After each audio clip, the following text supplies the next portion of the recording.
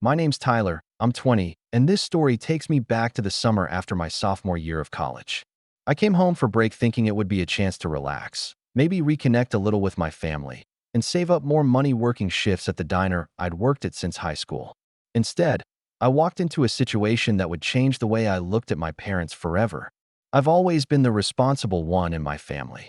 While my younger brother, Ryan, could do no wrong in my parents' eyes, I was the one expected to keep my head down, work hard, and not complain. Since I was 16, I'd been stashing away every paycheck, every tip, and every extra dollar I could earn into a savings account. By the time I left for college, it was something I was genuinely proud of, my little safety net. I didn't splurge like Ryan did. I didn't beg my parents for money. I was building towards something, an apartment off campus, grad school, maybe even my first car. That account was mine, built penny by penny. Ryan, on the other hand, was a completely different story. At 17, he was already spoiled beyond belief.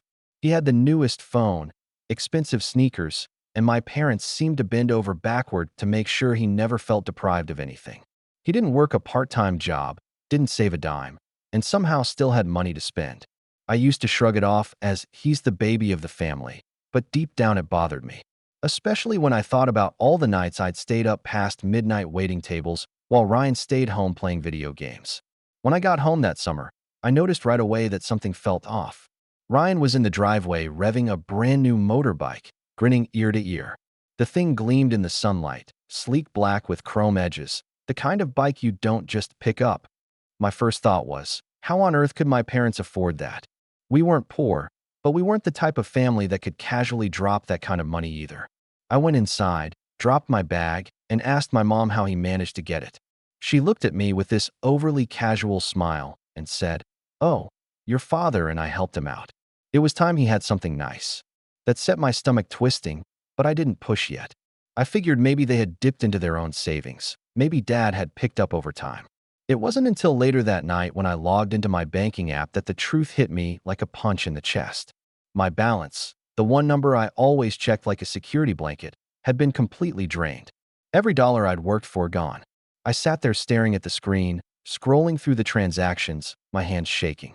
The withdrawals weren't even subtle. My dad had been transferring money straight from my savings account into his checking account over the last few months while I was away at school. I confronted them immediately, storming into the living room where Dad was watching TV. My voice cracked when I asked, "Where is my money?" He didn't even flinch. He muted the television, turned to me with this smug little smirk, and said, "You should be proud to help your brother out. That motorbike is going to change his life." I felt my chest tighten with rage. Proud. Proud that they had stolen from me. Proud that they thought Ryan's joyride was more important than the years I'd spent working late shifts and eating instant noodles just to save. I let out this laugh, not because it was funny, but because I couldn't believe the words coming out of his mouth. Dad's eyes narrowed, and he snapped, "What's so funny?" I looked him straight in the eye and said quietly, "Because that account you took from was." And that's where things started to spiral in ways none of us could have predicted. "Because that account you took from was in my name only." I finished, my voice low but steady. "You had no right to touch it." The smirk slipped right off my dad's face for a second, though he quickly covered it with his usual scowl. "Watch your tone, Tyler," he said sharply. "We're your parents. We've supported you for 20 years. Don't act like you built that money all by yourself. We made you. We gave you a roof. We let you go to college. The least you can do is help your brother get a start in life."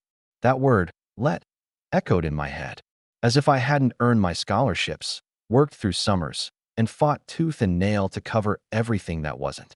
As if college was some gift they could dangle over me like a prize. I tried to reason, though my hands were still shaking.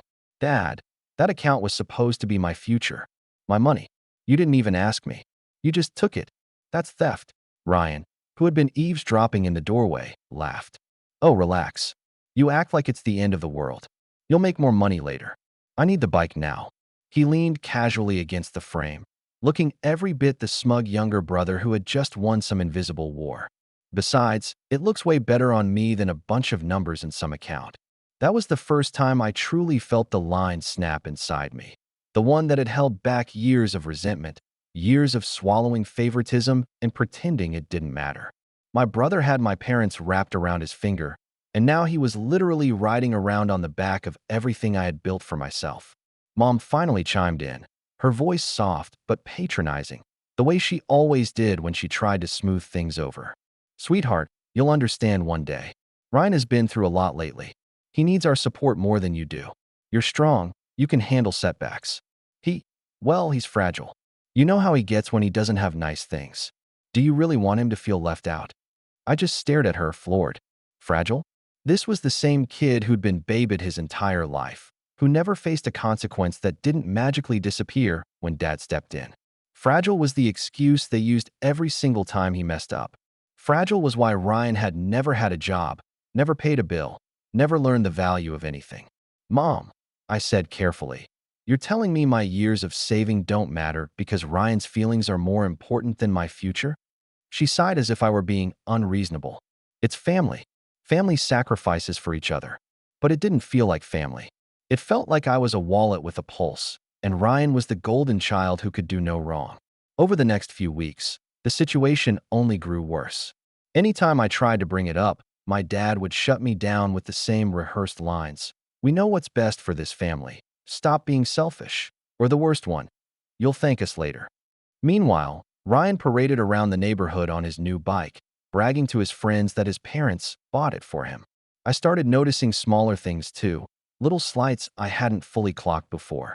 My room had been taken over while I was gone, with half my stuff shoved into boxes so Ryan could store his gaming setup there. My mom accidentally gave away a couple of my old clothes, claiming she thought I'd grown out of them, even though I'd told her to leave them.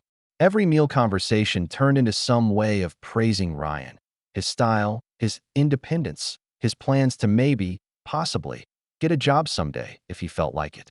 And me? I was the ghost in my own house. The one who, when I tried to assert myself, was told I was being dramatic. When I asked about paying me back, Dad laughed in my face. We don't owe you anything. You owe us. One night, Ryan came into my room while I was lying awake, scrolling through my empty account balance for the 100th time. He leaned against the doorframe again, that same smirk plastered across his face. You know, you should be grateful, he said casually. Without me, what would you even have to complain about? You'd just be some boring college kid with no story to tell. He winked and walked out, his laugh echoing down the hallway. That was the moment I realized this wasn't just about the money. It was about power. My parents had handed my brother a weapon, and he was enjoying every second of watching me suffer. And I knew then that if I didn't do something, if I didn't stand up for myself, this wouldn't be the last time they'd take from me. But the way I chose to stand up for myself, that would be the turning point none of them expected. The night things truly snapped was a Saturday in late June. I'd picked up a summer job bussing tables at a steakhouse across town, trying to scrape together whatever I could to start rebuilding.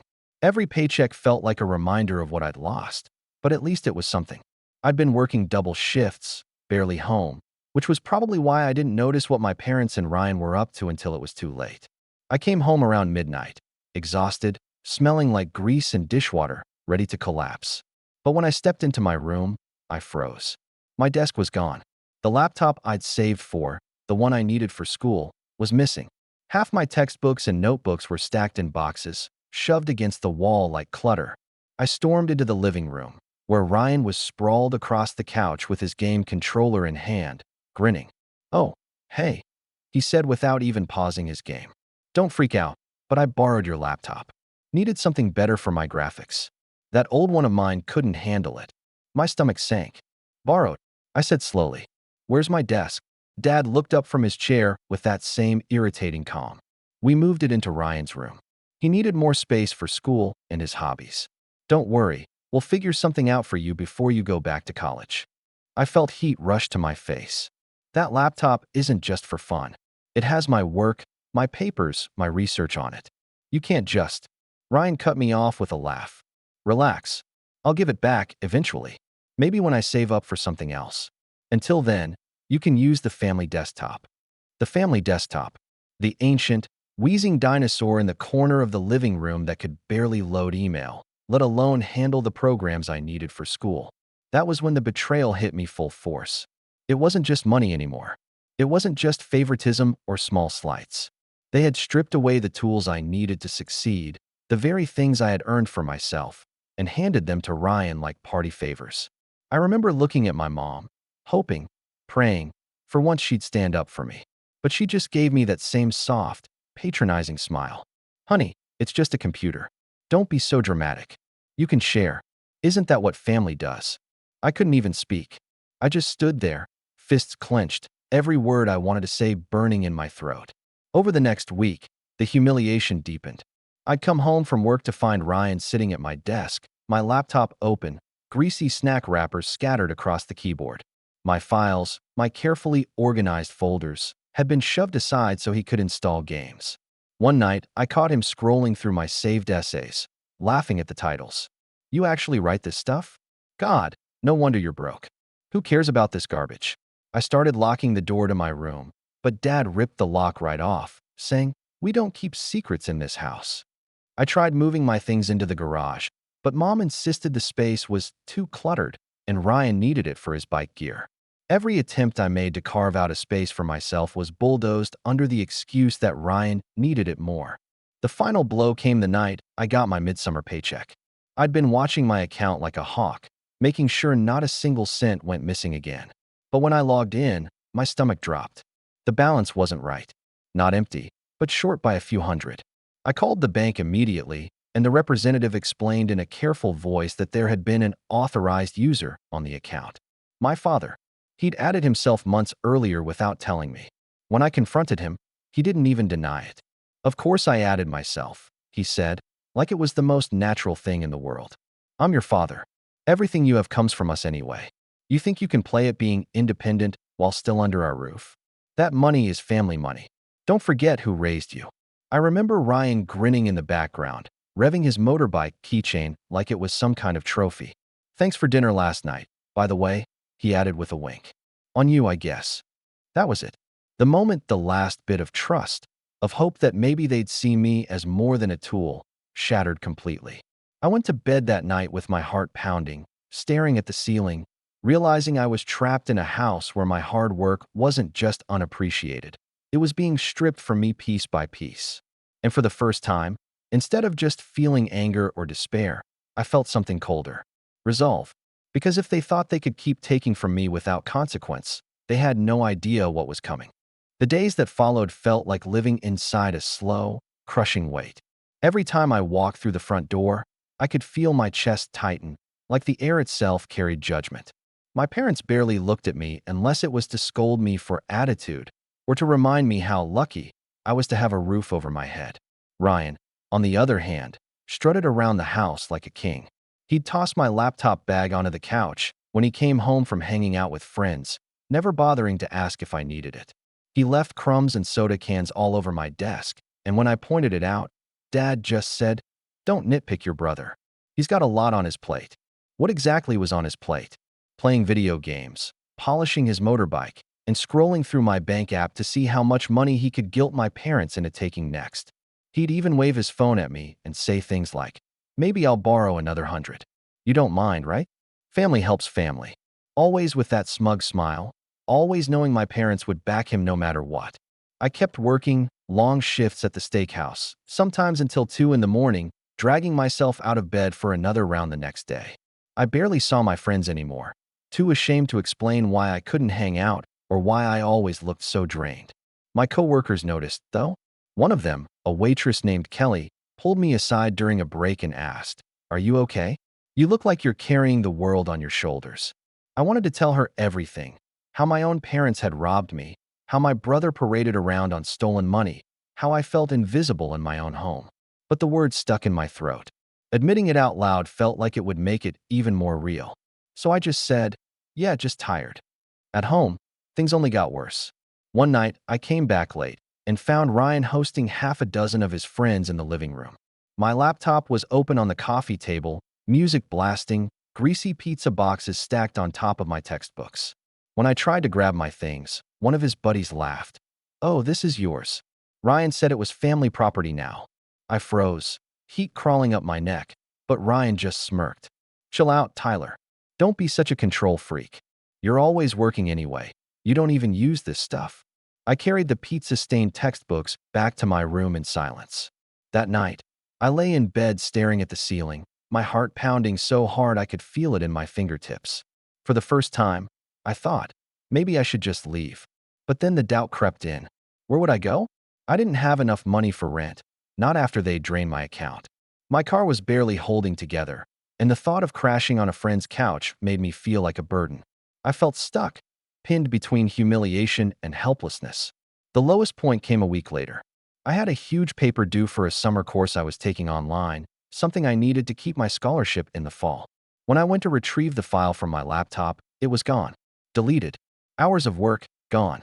Ryan shrugged when I confronted him. Relax. I needed space for my games. Didn't think your stuff was important. I didn't even yell. I just walked back to my room, shut the door, and sat down on the edge of my bed.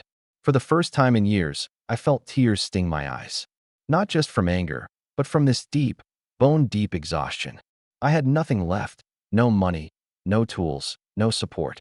And the people who were supposed to have my back were the ones who'd pushed me down. That night, lying in the dark, I realized something. They wanted me weak. They wanted me to accept this role, the hardworking ghost who made sacrifices so Ryan could shine.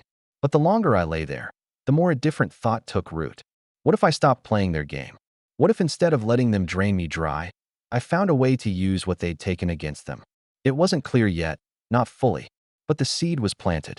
And as I quietly began writing down plans, tucking notes into the bottom of my backpack where no one would find them, I felt something I hadn't felt in weeks. Hope. The shift didn't happen overnight. At first it was small things, changes so subtle my parents and Ryan didn't even notice. I started picking up every extra shift I could at the steakhouse, volunteering to cover for coworkers who needed nights off. It meant long hours, aching feet, and days where I practically lived on coffee, but it also meant that slowly, carefully, my paychecks began to grow. This time, I didn't put the money into the account my dad had access to. I marched into the bank one afternoon, exhausted from work but determined, and opened a brand new account in my own name. I didn't tell my parents. I didn't even tell my friends. The banker asked if I wanted to add a joint user, and I shook my head so hard it startled her. Just me, I said firmly. Only me. For the first time in months, I felt like I had taken back a little bit of control. Work was grueling, but oddly empowering. The more shifts I worked, the more I began to enjoy the independence of it. I didn't owe my parents an explanation. Every dollar was mine, untouched by their hands. And while Ryan bragged about his motorbike and loafed around, I quietly stacked paychecks in my hidden account. It was like having a secret weapon. One night, after a particularly busy dinner rush, the manager pulled me aside. "You've got a solid work ethic, Tyler," he said, looking impressed. "Most of the college kids flake out, but you show up. Keep this up, and there's room for you to move up here." I didn't realize how much I needed to hear that. For months, I'd been treated like a joke at home, like my hard work meant nothing. But here was someone actually recognizing it, rewarding it.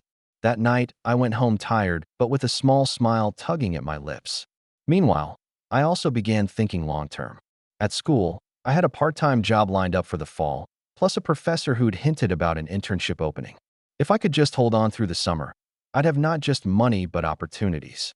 My parents and Ryan might have stolen my savings, but they couldn't steal my drive. Still, I kept up the act at home, quiet, compliant, even a little withdrawn. I let Dad lecture me, let Mom guilt me, let Ryan taunt me with his motorbike keys dangling in his hand. Inside, though, I was planning. Every cruel comment, every dollar they took, every book they treated like garbage, it was fuel. I wasn't going to lash out in some reckless burst of anger. No, I was going to be patient, methodical. It was during this period of quiet rebuilding that something unexpected happened. One of the regular customers at the steakhouse, a middle-aged guy who always ordered the same ribeye and coffee, struck up a conversation with me. He asked about school, and I admitted I was studying business. He smiled and said, "You've got the hustle for it. Reminds me of when I was your age." Turns out, he owned a small logistics company and was looking for part-time help with data entry and filing. The pay was better than bussing tables, and it could lead to networking opportunities. I took the job. Suddenly, I had two streams of income, cash tips from the steakhouse and a steadier paycheck from the company. I worked myself ragged, but every time I logged into that secret account and watched the numbers climb, I felt stronger. By July, I wasn't just surviving anymore. I was building. My laptop may have been hijacked by Ryan, but I scraped together enough from tips to buy a used one off a coworker. It wasn't fancy, but it was mine, and I guarded it like treasure. I worked on my coursework late into the night, applying for internships, updating my resume. And all the while, I played the role of the obedient older son at home, quietly listening as Dad praised Ryan's independence for learning how to clean his bike, or Mom cooed about how Ryan deserves nice things. They had no idea that while they were crowning him king of the house, I was out there building a future without them. The funniest part? Ryan started to get restless. A motorbike can only hold someone's attention for so long, and by August, he was already hinting at needing more. New gear, upgrades, maybe even a car next year. I listened to him whine at dinner about how unfair it was that he didn't have what he wanted yet, and I had to bite my tongue to stop myself from laughing. Because for the first time in a long time, I wasn't the one drowning. I was climbing. And soon enough, the tables would turn in ways none of them could even imagine. By late August, I had settled into a rhythm, one life at home, another life outside it. At home, I was still the quiet, overlooked son, letting Dad's lectures and Ryan's smug comments slide off me. But outside, I was slowly piecing together a version of myself that my family didn't even know existed. At the logistics company, the data entry job I'd started with began evolving. My boss, Mr. Green, noticed I had a knack for organization. I'd come in early to sort files, streamline spreadsheets, and catch small mistakes others missed. One Friday afternoon, he called me into his office. "You're sharp, Tyler," he said, leaning back in his chair. "I like people who don't just punch a clock, but think ahead." Ever considered project management? I didn't know what to say. No one had ever asked me that. What I considered. At home, everything was decided for me, dismissed as selfish or dramatic. Here, someone was asking me what I wanted. I'd like to, I admitted. He nodded. "Good. We've got some training modules. Stick around with us, and you'll have real responsibilities by next year." That moment planted a seed. This wasn't just a summer job. It was a stepping stone into something bigger.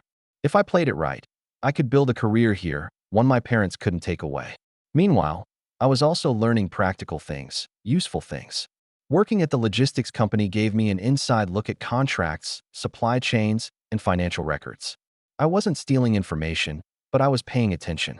I saw how businesses protected themselves with clauses, how they tracked every cent, how they kept detailed records so nothing slipped through.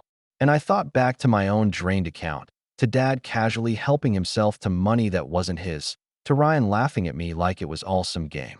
The difference was staggering. Out there, in the real world, everything had to be accounted for. At home, my parents treated my savings like their personal piggy bank. And the more I saw that contrast, the more an idea began forming in the back of my mind. The second piece of my setup came through the steakhouse. By then, I wasn't working as many shifts there, but I'd built good relationships with the staff. The manager, a wiry guy named Carlos, trusted me enough to let me help with scheduling and balancing registers at the end of the night. I wasn't handling huge sums of money, but I was learning, again, the importance of paper trails, of keeping everything clean and recorded. I started keeping my own records too. Quietly, at night in my room, I began documenting every withdrawal from my old account, every unauthorized transaction my father had made, every instance where Ryan had taken something that was mine. I wasn't sure yet what I'd use it for, but I knew one thing. Evidence had power. It was around this time that Ryan's greed tipped the balance in my favor. He started pushing my parents for more. New bike gear, a gaming chair, money to take a girl out. He framed it like he was maturing, like these things were needs rather than wants. And my parents, stretched thinner than they wanted to admit, began to look uneasy. I overheard late-night whispers in the kitchen about credit card bills, about how expensive supporting Ryan had become. That was when I realized I was standing at a crossroads.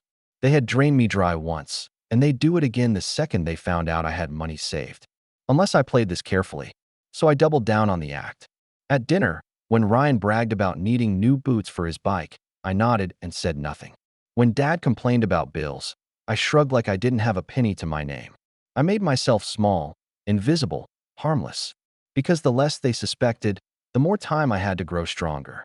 And behind the scenes, I kept building. My savings account grew. My boss gave me more responsibility. I quietly applied for scholarships and internships that could take me out of my parents' reach for good. Every step I took was like pulling a thread tighter, weaving a net that would eventually trap them in their own choices. By the time fall approached, I wasn't just surviving anymore. I was positioned. For the first time, I had money they couldn't touch, skills they didn't know I had, and allies outside the house who respected me. And in the shadows of my own planning, I began to see the shape of something bigger forming. Because when the moment came to strike back, I didn't just want to stand up for myself. I wanted to make sure they could never use me like that again.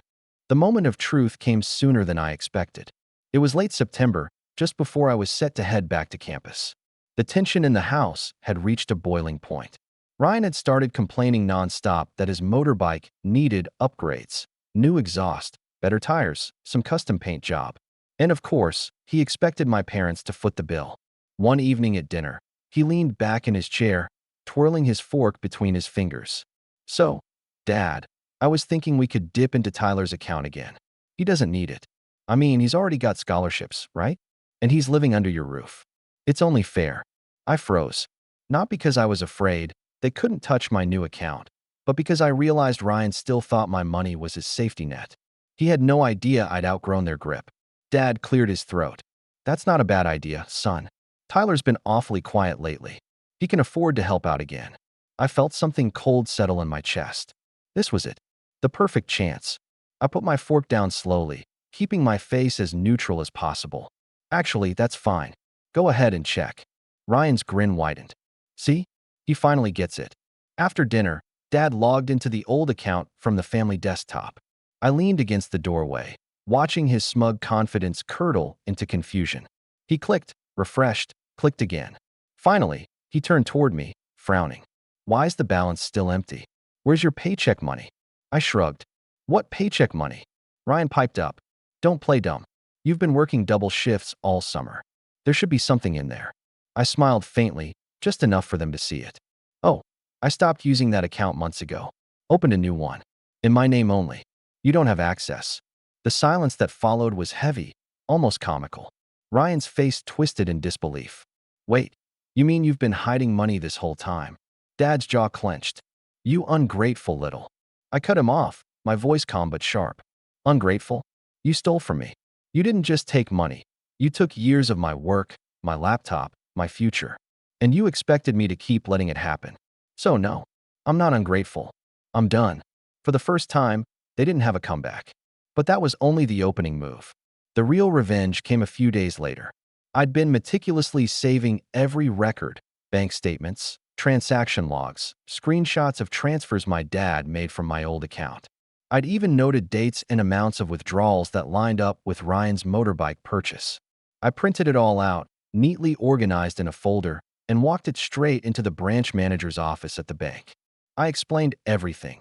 How I was the sole account holder, how my father had added himself as an unauthorized user, how money had been siphoned off without my consent. The manager's expression darkened as he flipped through the pages. "This is serious," he said. "You could pursue legal action." And that's exactly what I set in motion. I didn't tell my family at first. I let them believe their intimidation still worked, that I was just sulking. Meanwhile, the bank launched an investigation, freezing the old account and flagging the transactions. The fallout started small. My dad tried to withdraw money one afternoon, only to be told the account was locked. I watched from the couch as he came home, red-faced and muttering. Ryan asked if he could still get his upgrades, and Dad snapped at him for the first time in months. For me, it was like watching dominoes tip over in slow motion. Then came the letter, official, sealed, and addressed to me. I opened it at the kitchen table while my parents watched. It explained that the bank had found my father's withdrawals unauthorized. They were offering to restore the stolen funds to me directly and advised that I could press charges for fraud if I wished. The color drained from Dad's face as I read it aloud. Ryan sputtered. "You can't. He's your father."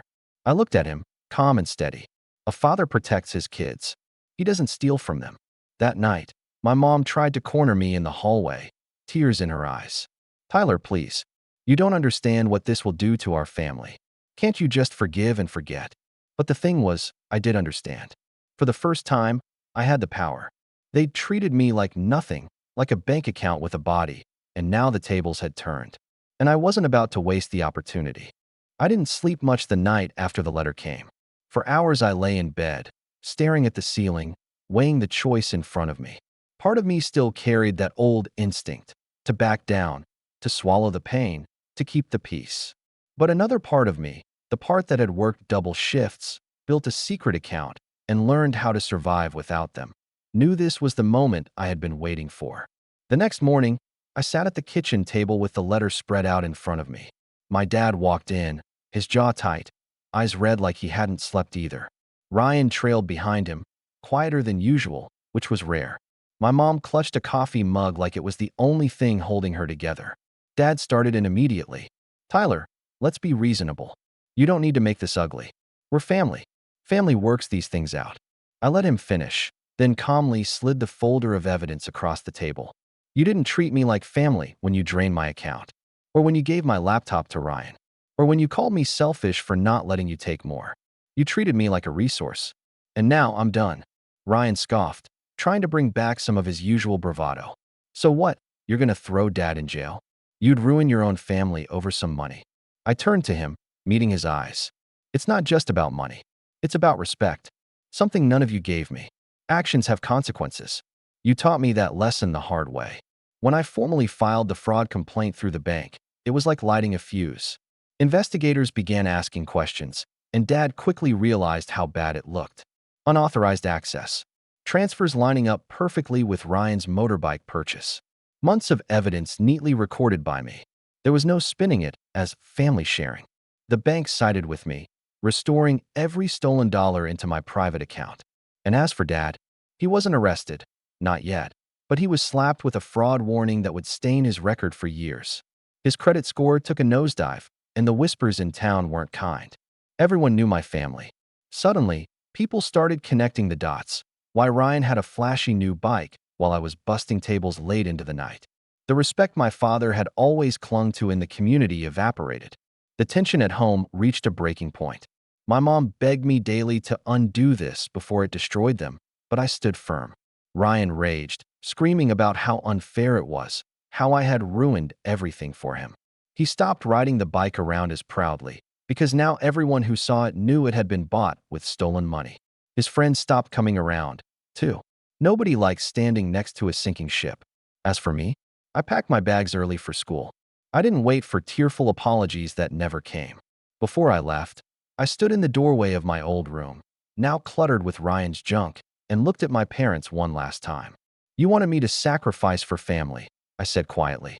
"But real family doesn't bleed one person dry so another can live large. You taught me that lesson better than anyone." Dad tried to speak, but his voice cracked, and for once he had no words. Ryan glared, his fists clenched but powerless. Mom just wept into her hands. I turned, walked out to my car, and drove away with my restored savings and something far more important, my independence. Months later, as I sat in my off-campus apartment, working late on a project for my internship, I thought back to that night in the kitchen when Dad smirked and told me I should be proud to help Ryan. Now it was me smirking, because the account they had drained wasn't just my savings. It had been my first real lesson in power, and I had learned it well. That was the last time they ever took anything from me.